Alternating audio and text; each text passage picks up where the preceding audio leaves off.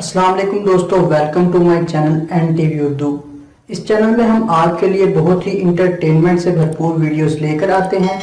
अगर आपको हमारे वीडियोस पसंद आए तो वीडियोस को लाइक कीजिए और अपने दोस्तों के साथ शेयर कीजिए। चलिए शुरू करते हैं वीडियो।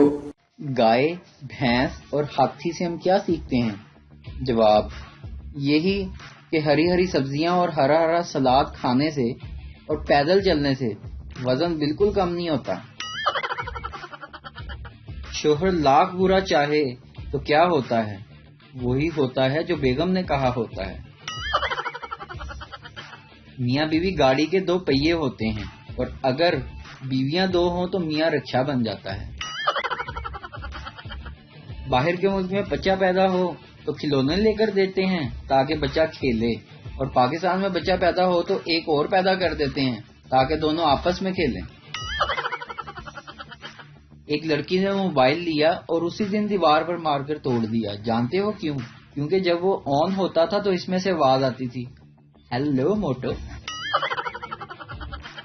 कहते हैं कि एक लड़की के पढ़ने से सारा घर तालीम याफ्ता हो जाता है, लेकिन इस लड़की के स्कूल या कॉलेज जाने से जो 10 लड़के फेल होते हैं, इनका जिम्मेदार कौन है?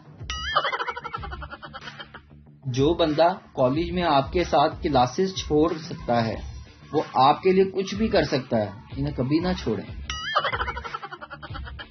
हम पाकिस्तानियों को और कुछ आए या ना आए, बंदे को रज के जलील जरूर करना आता है।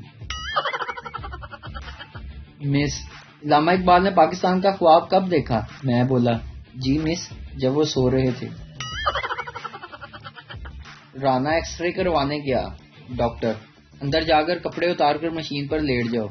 राना घबरा कर बोला, डॉक्टर साहब पहले एक्सरे ना कर लें।